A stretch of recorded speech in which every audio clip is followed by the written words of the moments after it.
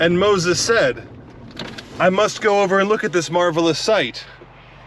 Why are there tree, well, stumps, but half of trees burning beside this field with nothing else burning around them?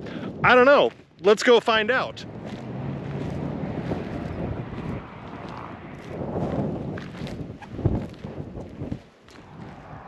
This farmer has done one thing on purpose and two things on accident.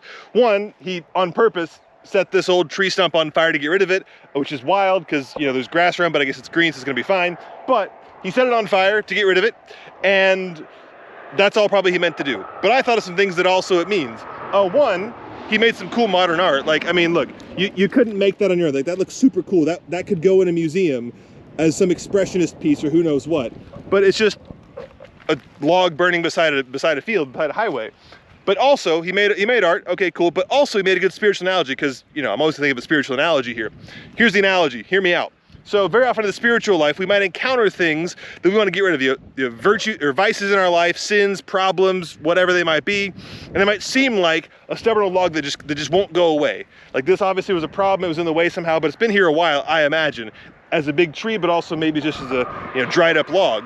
And so it needed to be got rid of. And I bet they applied some diesel to it, lit it on fire, and it was big and dramatic at first. And then it went down to just this slow smolder that's happening here.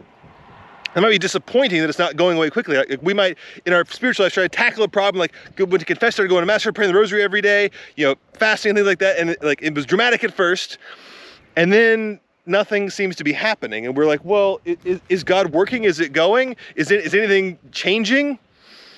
Well, yes, but slowly, just like with this log, like it hasn't changed visibly the whole time I've been here, yet it definitely is. Those ashes blowing away that just blew past me, that's pieces of it going away. And in a couple hours, it'll look different. In a couple days, it'll be all the way burned down and completely gone.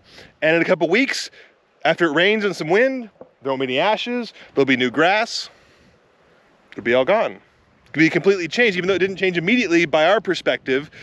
In the span of life, it went away far faster and was sort of solved far faster than if it had just been left there. It could have just been a stump for 50 years right there. But with the fire applied to it, with this activity here, it'll be gone, not immediately, not in a snap in 30 seconds, but it'll be gone.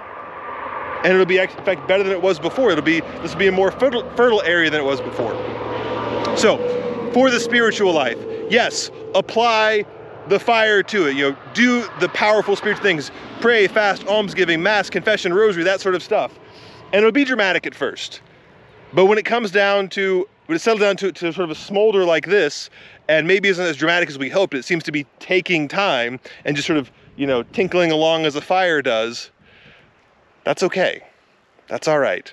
Just like this log here that seems to be taking a while, but actually rather quickly will be gone, so will the things in our spiritual life that we apply God's grace to.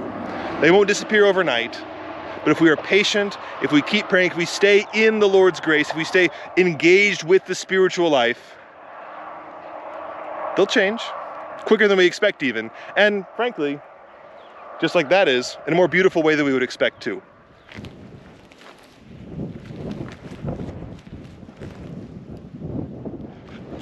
I just love finding things like this.